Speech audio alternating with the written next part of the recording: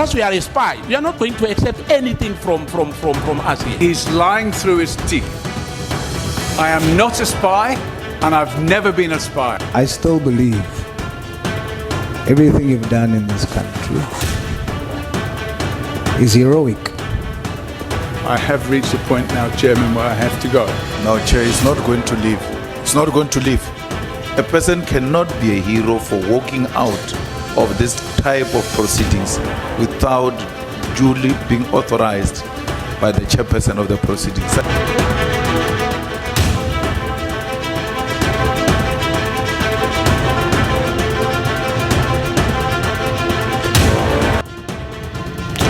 Local issues, geopolitical tensions, they're all topical, and it starts right now.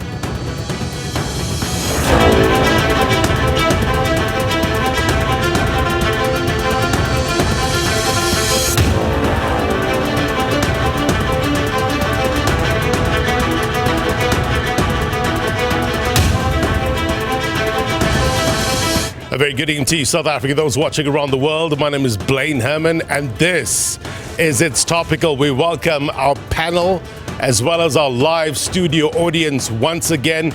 We're looking forward to the interactions with them in a short while.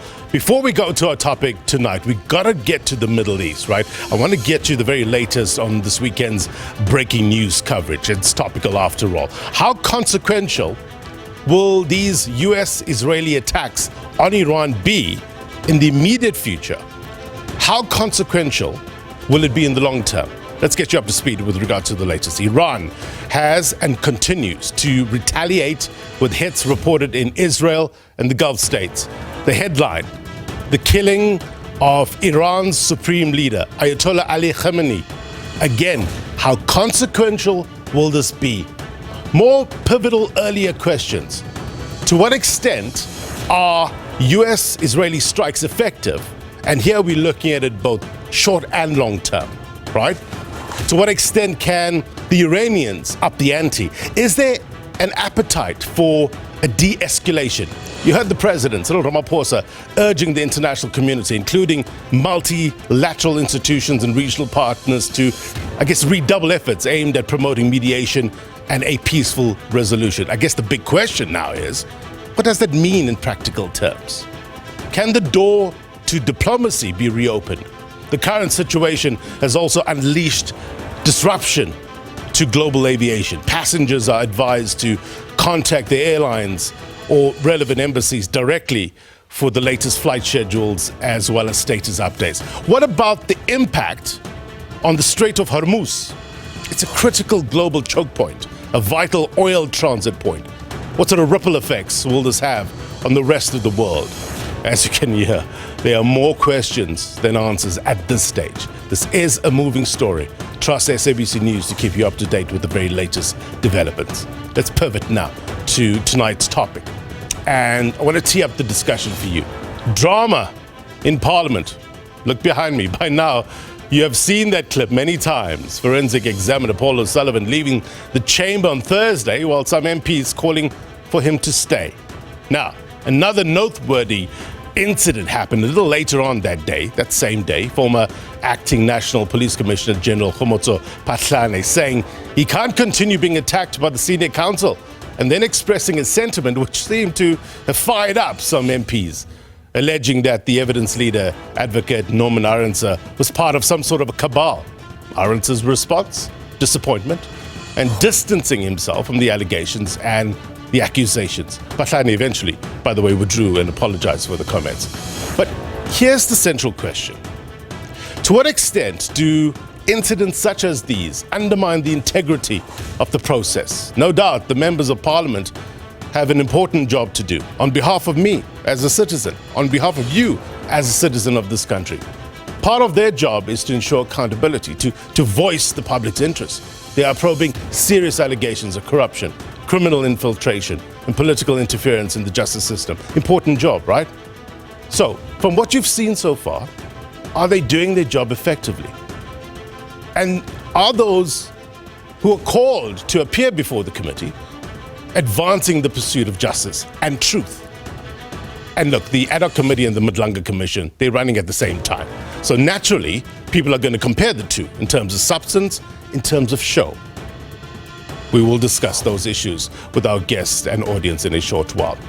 One is constituted by the National Assembly as a temporary oversight mechanism. The other is established by the President, and more has a judicial character, right? They might differ in scope and mandate, but arguably, the ultimate end goal is the same: to get South Africa to a better place, to build trust, to improve policing, to enhance governance across South African police service at various institutions that are meant to serve the people of this country and keep them safe. So tonight, we want to look at the decorum in the House, both from the MPs as well as those who are called to account. The committee's terms of reference, its purpose, its limits, and all of this under the umbrella of process integrity. That brings us to the question of the week. And we're asking you, when the Ad Hoc Committee proceedings collapse into confrontation, who pays the ultimate price? The witness, the institution, or public trust? Let us know at SABC News_TV.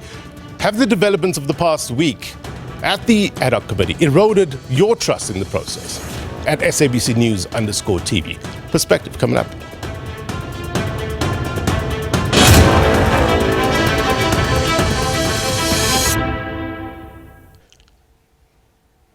Right, before we go to our discussion, I want to hear from you on our regular Word on the Street feature. We took to various streets of Johannesburg, and this is what people had to say. Watch.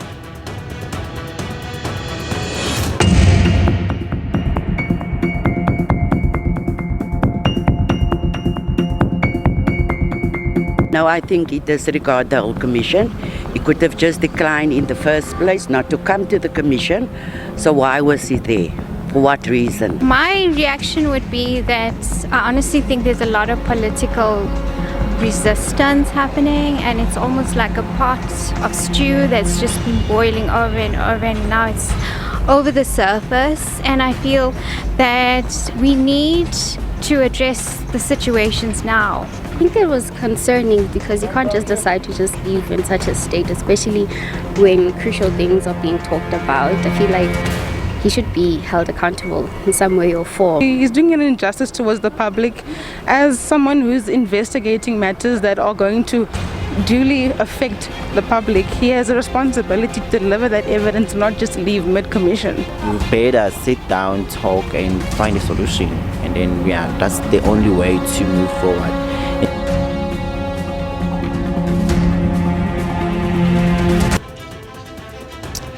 All right. To help me discuss this issues further, we joined in studio by Sabonelo Nomvalo, who is the Umkhonto weSizwe Party Member of Parliament.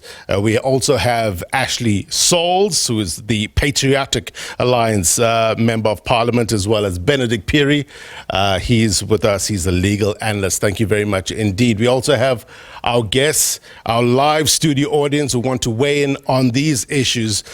Most of the time, I'm going to be here because that's what the show is all about, right? Getting the people to ask the questions to the people in the know. So let me first off start by asking the audience about the hot topic that we're talking about now, right? What's happening in the Middle East before we pivot to our main discussion. Khomotso, not Khomotso, Kustas. In another life, you're Khomotso. Yes. You well? Hope you well. What's your take with regards to what's been happening in the Middle East? What has been happening in the Middle East is another indication that international law doesn't exist anymore. And I think that South Africa is a country, they need to look at these things and ask yourself if there are any opportunities that we could learn from this. But if you want to talk about international law, what international law? So it's sad what happened over there, but at the same time, countries are pushing their interests first. What is South Africa doing to push its interest first? Because now there's oil that probably is going to go up, is going to increase. Why are we not digging our own oil around the coast of South Africa? But I'm suggesting to you that the turmoil that you see and the lack of international law presents an opportunity for South African leaders to say, let's be self-sustainable. Let's push our agenda ahead. So international law is too good as dead. Thank you. Ma'am, your name, and do you have an opinion with regards to what's been happening in Iran over the weekend? The president putting out a statement calling for dialogue in the midst of this tension. Are you worried about the consequences, especially economic consequences? My name is Mpho, and I do have opinions. I think this was discussed over the past few months as well, that one of the biggest issues with South Africa is that we try to play the mediator role, but we're not benefiting from that mediator role. And so what's happening now is we're realizing that international institutions, just like he said, the United Nations, they're not doing anything, which means any country can face the exact same fate that countries like Iran have faced. And if all the international laws are at this point irrelevant, then any country is up for grabs. Right. Any country can face exactly what's happening without any recourse. And like he said, South Africa should be looking at ways to secure its place within that geopolitical sphere right now, where no matter what happens, our people are not involved, or at least we don't form part of the casualties of the war by either trying to meddle too much or by trying to dictate how the very same countries that are involved navigate this conflict. Ashley Souls, does the Patriotic Alliance have an opinion with regards to what's been happening over the weekend? Hi, Blaine. I'm sure, of course, Patriotic Alliance has a position, but this is not why I'm on the show. So I'm going to leave it to an official statement from our party to come, and then you'll know. Yeah, it is a developing story. We thought we'll try to get some of the party reactions, but I know catching you unawares, I know the MK party will also apply their mind to this, but we'll get back. It's a developing story, as I've mentioned, and we'd like to hear South Africans' views on this at SABC News_TV. Today's topic with regards to what's been happening in Parliament, Mr. Nomvalo, did that shock you? What happened on Thursday? Paul O'Sullivan leaving the chamber, some MPs not keen on him leaving before their questions are answered. How does that process play out in your mind in terms of the integrity of this whole process? Good evening, Herman, and good evening to the viewers at home. Surprisingly, some of us were not shocked because of the overwhelming evidence that is before the Ad Hoc Committee about the character of Paul O'Sullivan. Remember that amongst the allegations that he is accused of is that he impersonated IPIT. At some point, he went to IPIT offices, he summoned workers at IPIT, he called them to the boardroom, he gave them instructions, and they go to an extent of saying that he even had the letterhead of IPIT. It did not end there. Remember that when we had Kabinde in Parliament, while he was on stand, he received an SMS from Paul O'Sullivan, an SMS which was threatening him. It did not end there. He also threatened members of Parliament. So some of us expected that kind of a behavior because here we're dealing with an individual who behaves as though he misses apartheid, an individual who has no regard for democratic institutions, because Parliament is a democratic institution which consists of representatives which have been elected by the people. So we're not shocked. We expected what we saw. That is why we reacted in the manner in which we reacted. Ashley Souls, O'Sullivan is arguing that he didn't walk out. He told the committee, told the chair that he needed to leave to catch a flight at 1 o'clock. I know the EFF has opened up a case that will be deliberated. Is there a difference now, I guess, between being summoned, which he says he wasn't, and coming there voluntarily? What are you worried about in terms of implication? Well, Blaine, thank you. I'm not really worried about anything. Paul O'Sullivan was wrong. He disrespected the authority of Parliament. Whether you are summoned or invited does not mean that the other gives you the right to leave during proceedings. The Powers, Privileges and Immunities Act gives Parliament the power to, when you are invited, you have to stay and remain until the business of Parliament is finished. And if you don't do that and you walk out like Paul did, then that is considered contempt, whether you've been summoned or whether you've just invited. So Paul O'Sullivan was wrong. And I agree with Honorable Nombalo. He was arrogant. He behaved in a way that's very disrespectful to the authority of Parliament, and that was wrong. Right. Benedict Phiri, the legal aspect of this all. Talk to us about the grey areas here. And the difference now between somebody being summoned to Parliament versus somebody voluntarily appearing there. Does that make a difference in terms of the argument of simply walking out? Well, if you look at the act of simply walking out, it may not make a material difference insofar as outcome is concerned, because as Mr. Souls has indicated, if you disrupt the proceedings of Parliament or a committee of Parliament, that is an offence under the legislation. However, there is a particular provision for bringing witnesses and summoning them under the terms of reference of the Ad Hoc Committee. And so from a legal perspective, you may end up substantively at the same place, but you start off from two different pieces of paper. Right. And that may have a difference to how you conduct yourself in that particular context. Right. The Powers and Privileges Act also talks about disturbance, right? And it says that it prohibits creating or taking part in any disturbance while the committee is meeting. What constitutes, I guess, a disturbance? Well, in this case, it would be quite an easy argument to make, because ultimately what has occurred is that Mr. O'Sullivan hasn't completed his testimony within the allotted time and within the time that the committee had set out to do its work. And I think from that perspective, that is a particular disturbance. I mean, he does have some kind of a retort to say that some of the questions that were being posed at him had nothing to do with the business of the Ad Hoc Committee. And within that sort of framework, you could say, well, he had every right to not answer. Right. However, the legislation is clear that if you're there and you're at a committee and a question is posed to you, you have to answer that question. Surprisingly, in Parliament, even if it tends to incriminate you, it's not the same as, for instance, in a commission. Right. So the requirement to answer is a lot more stringent in that particular context. So I think the argument is there to say he's actually disturbed the proceedings in the sense that his testimony has not been completed, and potentially another instrument will be required to secure his attendance to get the full extent of his testimony. And that despite this being an inquisitorial process rather than adversarial, right? Yes, I mean, I don't think that makes a difference, because ultimately it's a truth-seeking exercise, and the committee has to then effectively make recommendations that will be actionable by the National Assembly.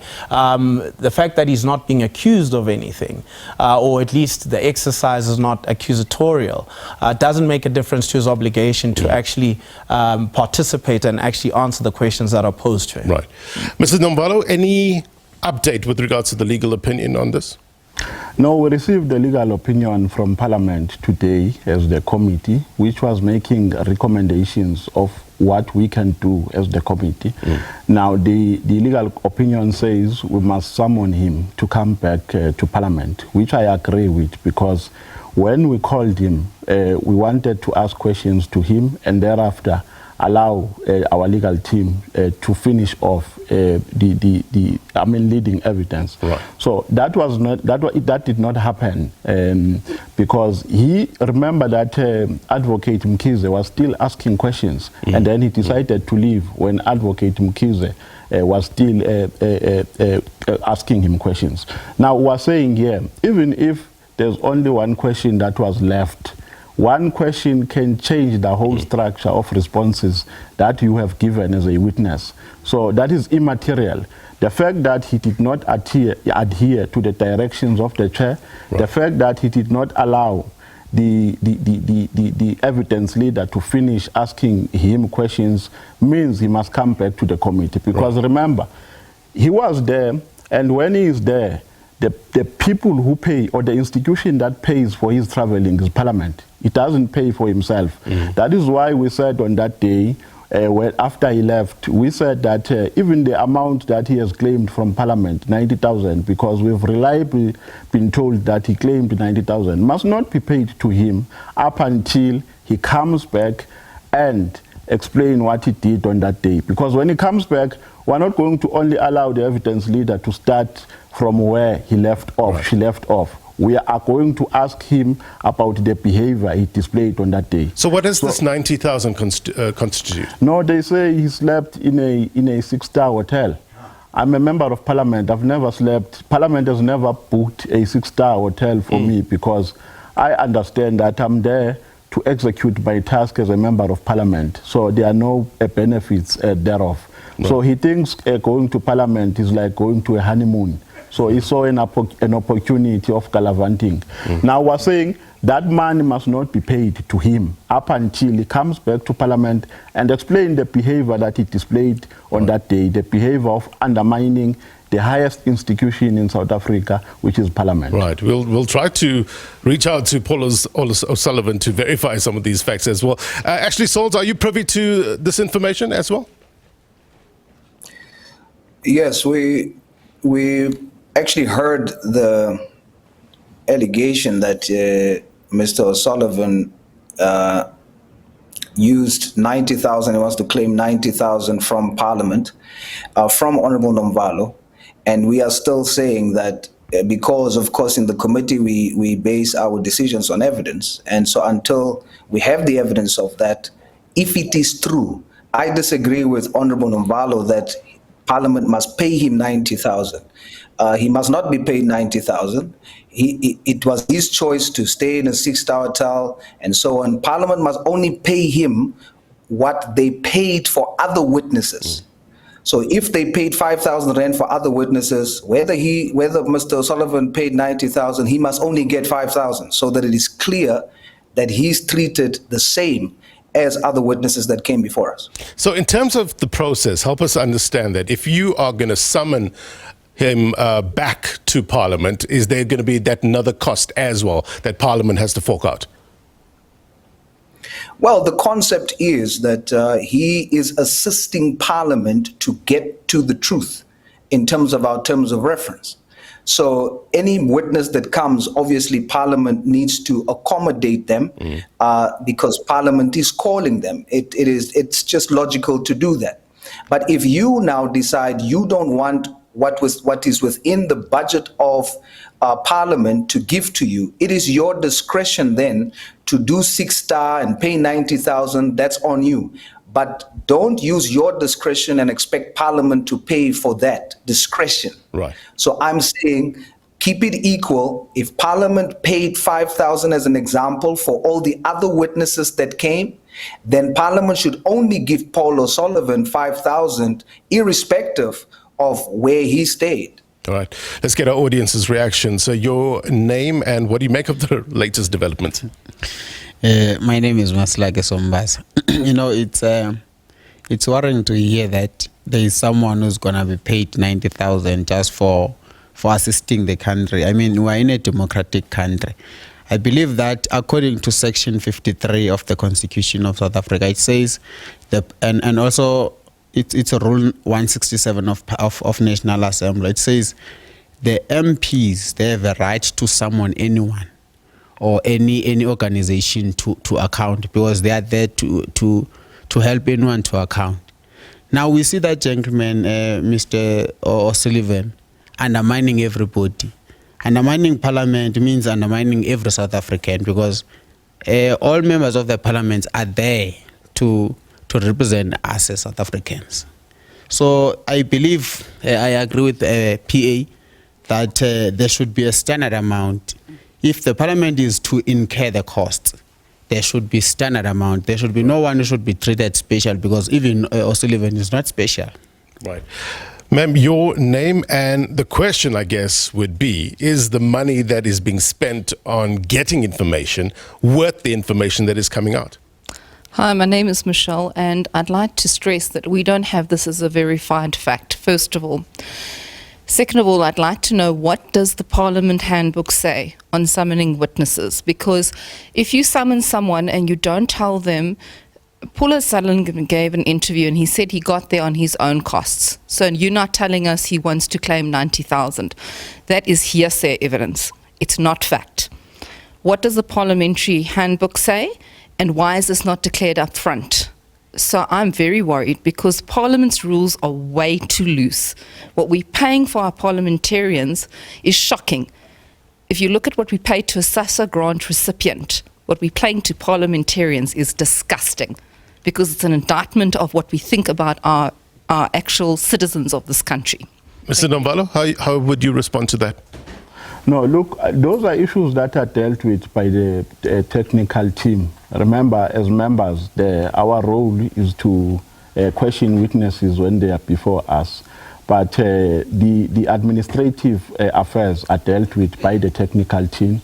Even myself, I can't tell you the rationality behind paying for other people. But what I can say is that I think that was established out of realizing the fact that Parliament at some point might need people who are unemployed to come and appear before it.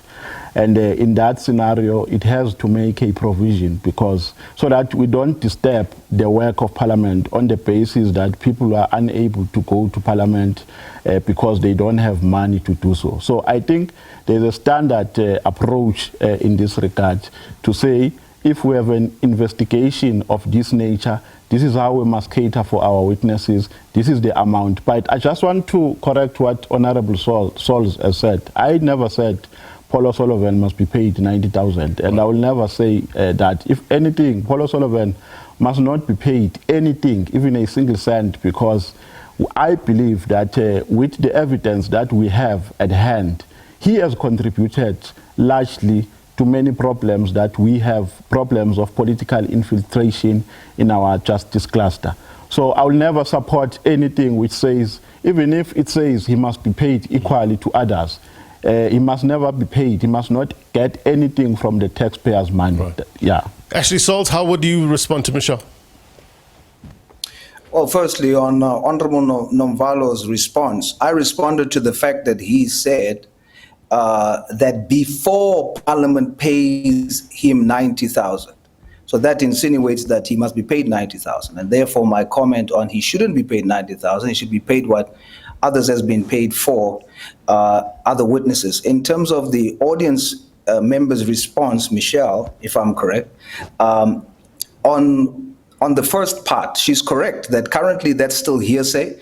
And as I said, we heard that in the committee sitting from Honorable Nomvalo. So until we have actual evidence that that is indeed the case, if it is, then I maintain he should not be paid 90,000. He should be paid what all the other witnesses has been paid for. We can't be emotional here, even if you don't like the guy, but he must be treated like everybody else. I don't like his attitude. I don't like his arrogance, but we must stick to procedure. And if the procedure is, this is how much Parliament spends, then that's what must be spent on him. And if he used more than that, that has nothing to do with us. He must just be given what everybody else is given. Yeah. On the part of how much MPs are paying, and it is disgusting and so on, equally so. That is also just an allegation and hearsay. We have the lived experience. And I think we do the work and we seek to serve our country the best we can. Benedict Piri, would you say in terms of your views that, as Michelle tries to put it, that National Assembly rules are a bit loose? Well, I think we'd have to take the context. But in this particular context, the rules are quite straightforward. And I think there was an insert put on the screen here around the committee's ability to summon witnesses, to get documents from people, to ensure that witnesses are compelled to give effect to being summoned if that's necessary. And I think that's, correct for this particular point, what we're dealing with. I think where it might seem a bit loose is maybe some of the line of questioning, and whether that has strayed outside of the four corners of what the terms of reference is, which really the objective is to get to the bottom of what General Mkhwanazi had to say last year in July.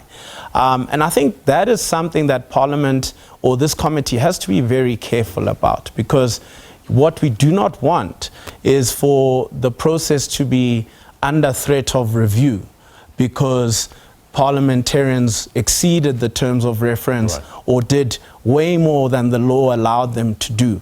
So I think in that particular context, there needs to be some restraint and sticking to the guardrails set up by the terms of reference. Yeah, that's an important point. I think it segues nicely into my next issue that I want to discuss, which is decorum as well as line of questioning. How does this further advance justice or the pursuit of truth in this ad hoc committee? We're going to take a quick break. When we come back, we'll get more reaction from the MPs, our legal analysts, as well as our guests in studio, our live digital audience. Next.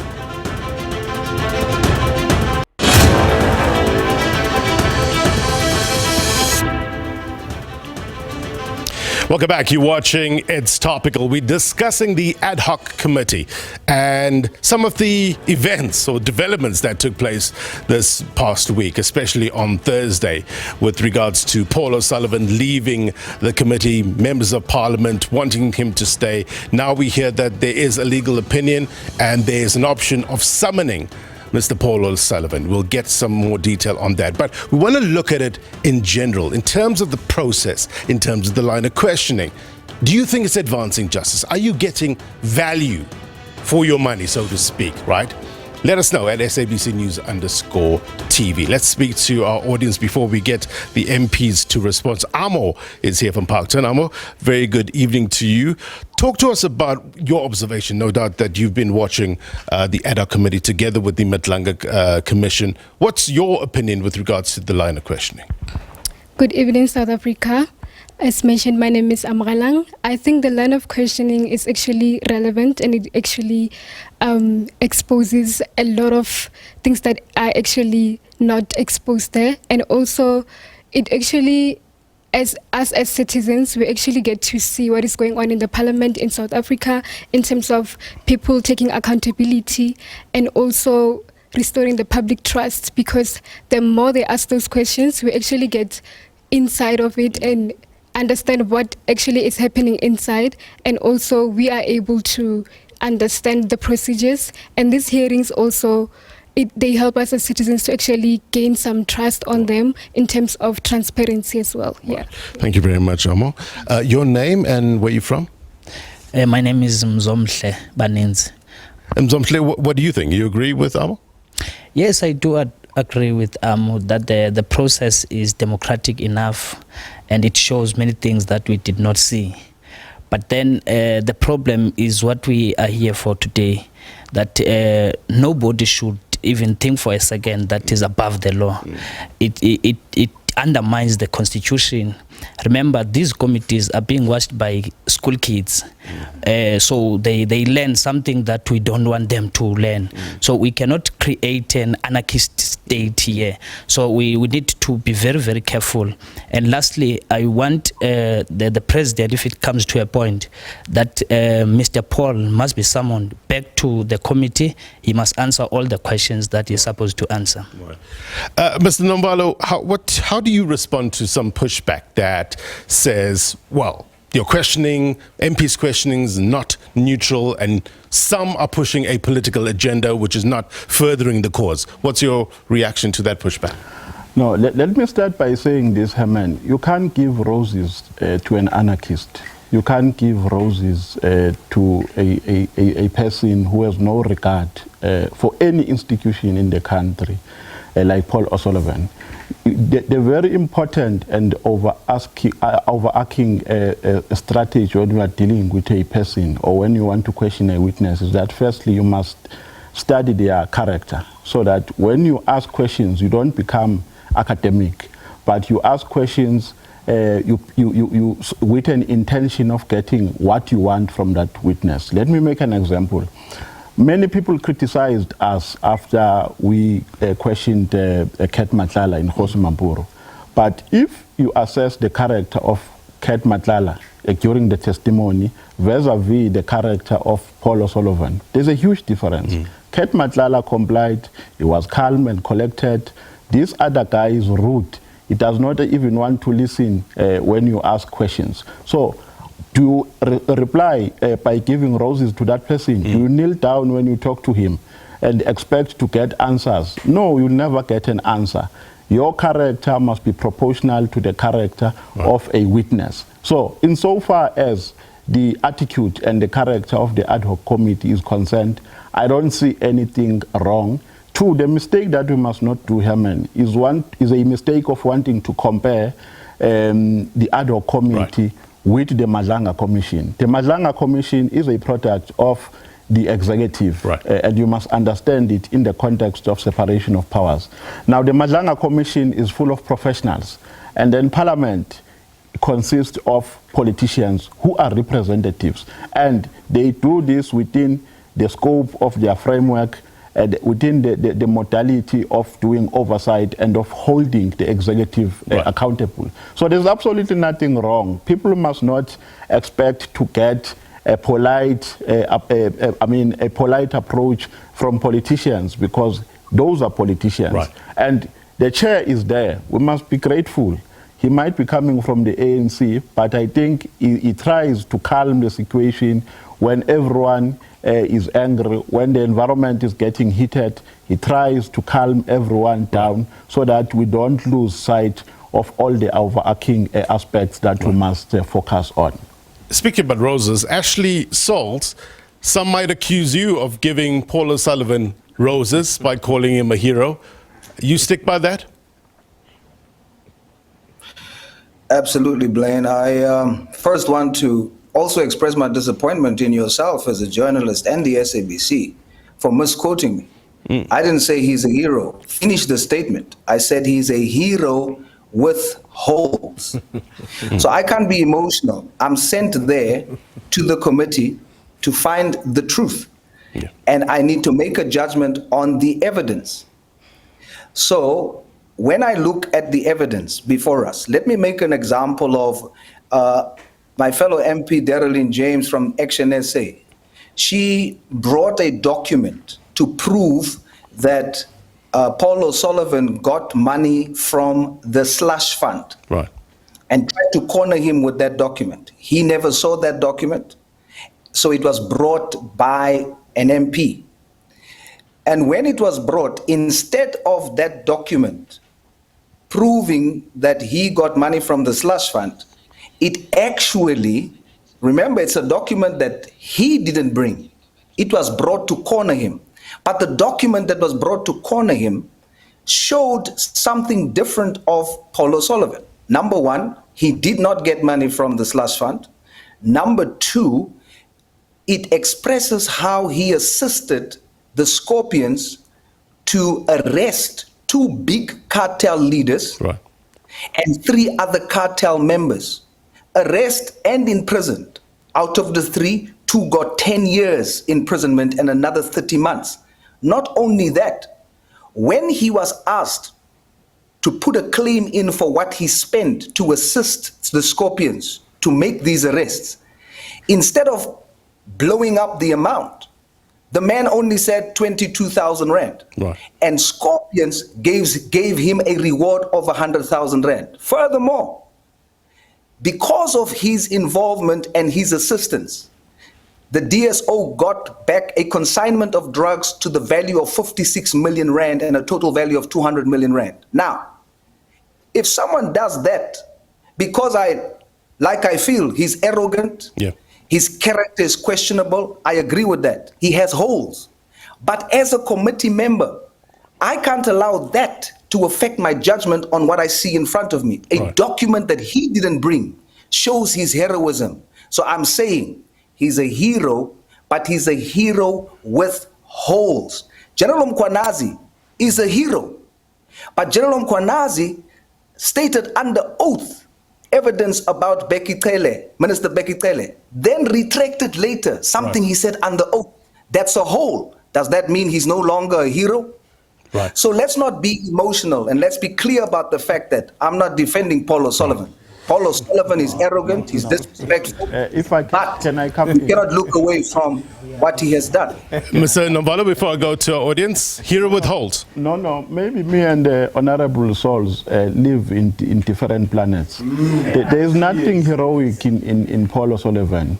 there can never be a hero that undermines Parliament, a hero that calls members of Parliament criminals, a hero that threatens witnesses on stand, while you as a member of Parliament who is calling him a hero, you are busy questioning that witness.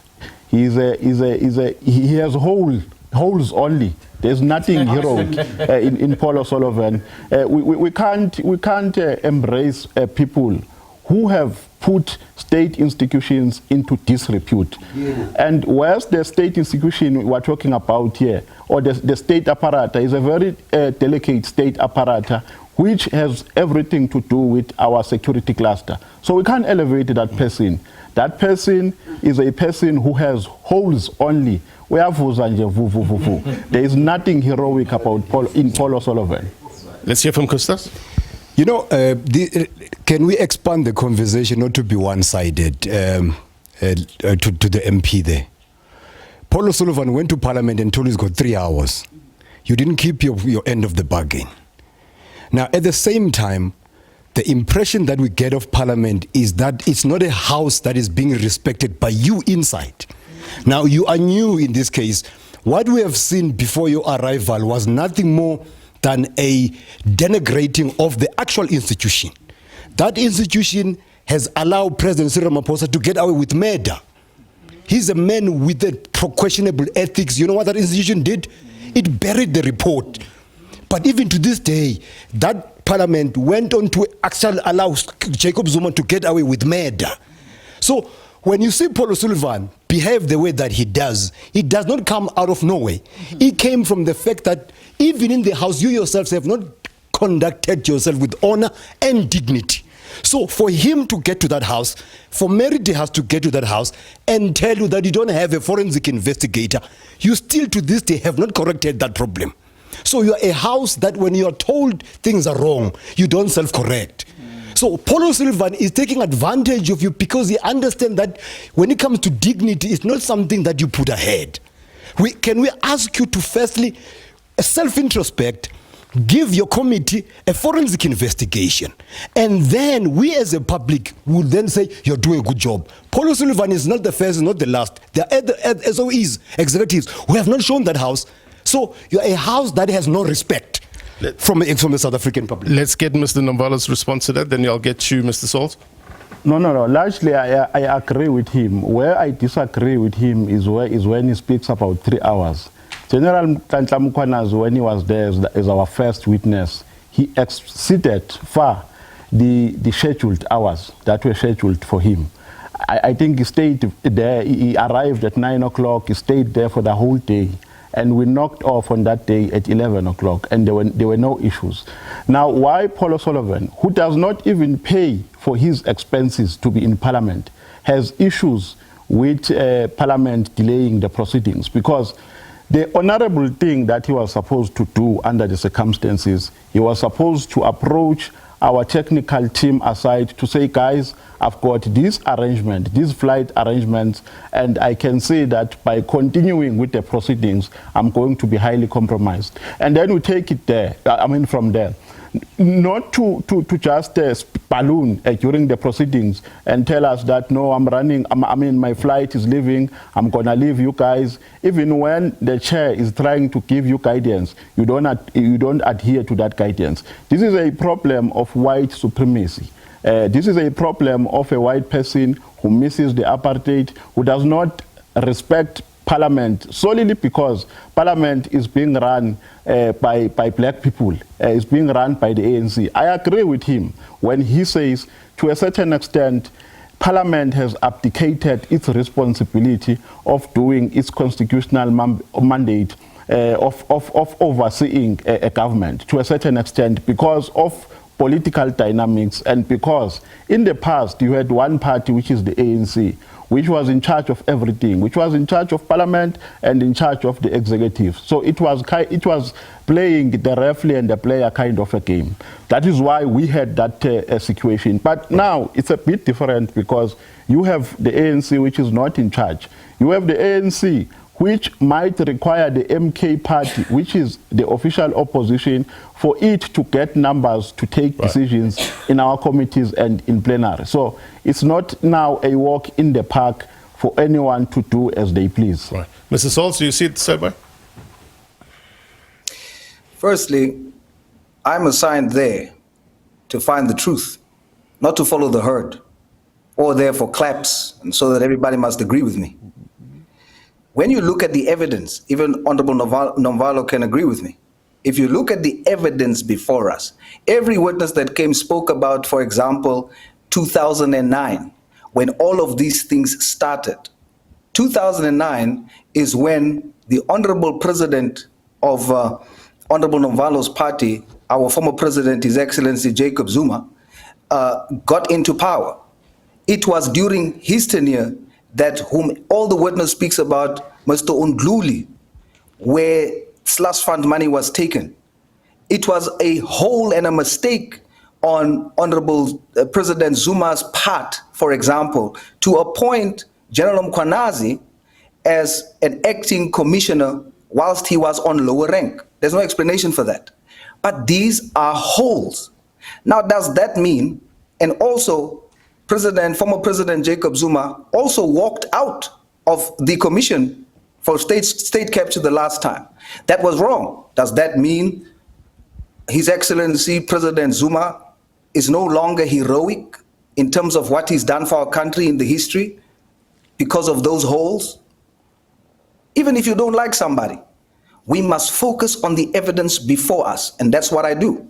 Right. And so I maintain, I will recognize people who has contributed to this country, and I will call them out on their holes and their wrong. Paul O'Sullivan is arrogant, he comes across as racist, and he's disrespectful to the rule of law, and he must get what is coming to him. However, I will maintain focus on the evidence before me and not be emotional about it. Ashley Sauls, we're going to get to your final thoughts in a short while. We're also going to try to squeeze in a few more questions from our audience. Let's take a quick break. More after this. Stay with us.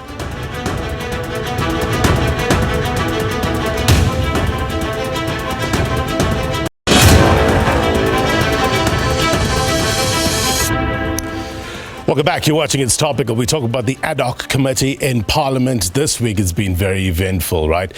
How close are we to the truth after months of testimony of witnesses being summoned or appearing voluntarily to Parliament? What did you make of the testimony being put forward? Are we clearer about the scope in terms of the allegations put forward by Lieutenant General Nhlanhla Mkhwanazi? Let's get Molotelo's take from Johannesburg. Molotelo, very good evening to you. What do you think? Are we closer to the truth? Good evening, Blaine. I think we are not close enough to the truth. We're not going to get to the truth because what I've seen throughout the whole proceedings, I've seen a lot of MPs behaving like celebrities.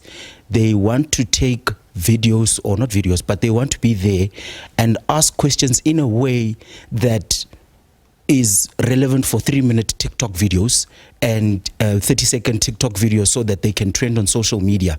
And I want to caution MPs against doing that, because the more we do that, the more we stray away from actually holding people to account. And I'm not calling any names, but I'm just saying that the truth will never be revealed if people go there with a political mandate to protect their own political parties instead of ensuring that the public gets the truth from what has happened with what General Nhlanhla Mkhwanazi has said. And my biggest issue then becomes that, you know, when such things happen, we lose trust in the process, we lose trust in our parliament, and ultimately in society we will also become lawless because we see that people get away with murder. And there's a quote that says that power corrupts and absolute power corrupts absolutely. And I see that. We see that with people, the MPs, how they behave, as well as people like Paul O'Sullivan. Right. They're behaving in a way that is really unbecoming. Thank you. Actually, Sauls, this process is about primarily getting trust within the criminal justice system. Do you think there's a risk in terms of losing trust within Parliament in terms of how the process is being conducted, in terms of decorum, in terms of style, in terms of substance? Well, Blaine, we hear the concerns of the audience members, and I think it reflects the concerns of the country at large. And indeed, it is a concern that we are losing the trust of the public, and we must do our very best to ensure that we restore the trust. And we are committed to do that. I want to believe that all of my colleagues has the same commitment. What I do know is that my party has sent me there with a mandate to ensure that we find the truth and that we strictly focus on the evidence and not choose a side. And I've done my very best to be able to execute that with military precision. And I'm going to continue to do so. And I want to reassure the public that the country will get better. Yeah. We are no longer in despair. We're in a country in repair. God has entered the ring. Mr. Nombala? Yeah, no, look, I think we must be judged within the context of the terms of reference. That's number one. Two, within the context of our constitutional obligation of doing oversight as a general principle, a constitutional principle.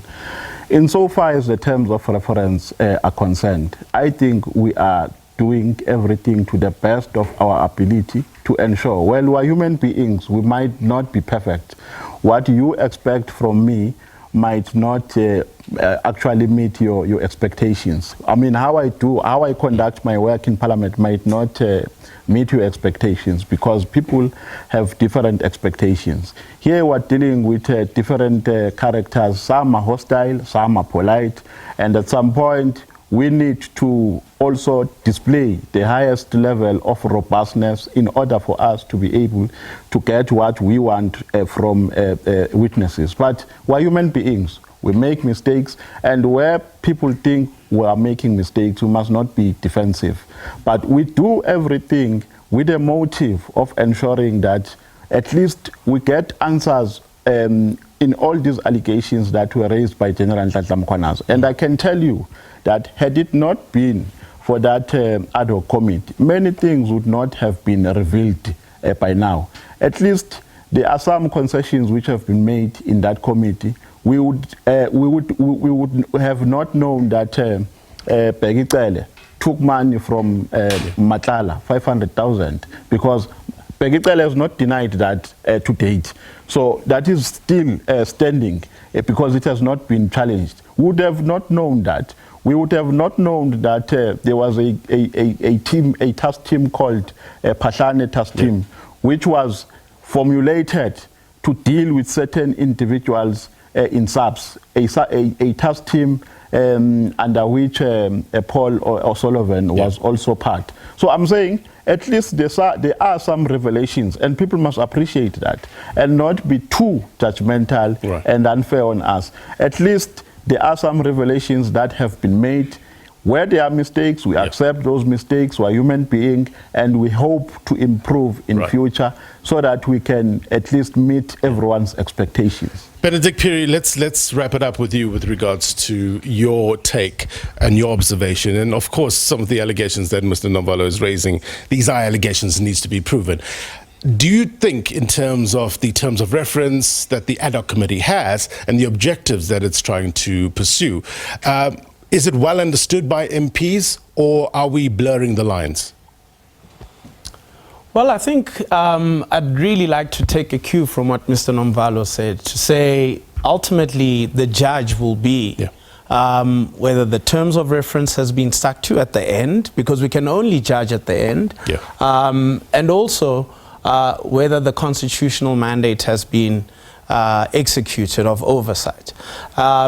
It would be great because, you know, Parliament trips over this and has tripped over this in the past. We've got many court orders that berate Parliament for their lack of exercising the oversight over the executive. It would be wonderful if on such an important occasion where our security cluster is implicated, and our constitution is implicated, and the rule of law is implicated, it would be wonderful if Parliament got it right in this particular instance. Benedict Phiri, thank you very much indeed for your legal take. Sibonelo Nomvalo as well as Ashley Salt, appreciate your time. Audience, value added, no doubt. Hopefully we got some answers. It's a process. We'll keep on pushing in terms of getting you those answers that you require. Thank you very much indeed. All right, before we go, here's my take. What do you make of the decorum within Parliament and its various committees? I guess the central question here is it helping or hurting democracy? The rules of polite, respectful and orderly conduct required of members to maintain the dignity of the House and to ensure productive debate. That's the key, right? Underline that, productive debate. It means taking us forward, progress in the pursuit of better, avoiding insults or insulting language or gestures, right? It talks to how we achieve accountability, cooperation instead of confrontation. But don't get me wrong, sometimes there needs to be some test, to probe firmly, to be resolute. But here's my point. It is where disagreement and decency intersect, do we find the sweet spot that allows for progress and growth. And this applies to both MPs and those who appear before them. Young, impressionable minds, as you heard someone say here tonight, are watching closely. So let's always keep our future in mind when dealing with the present. And that's my take. If you miss anything on this program, then be sure to watch this episode of It's Topical on YouTube, as well as SABC Plus if you're watching a repeat of this program. Then as always, the news continues. Unwrap Africa up next. Until next week, my brothers and sisters, take care. Bye-bye.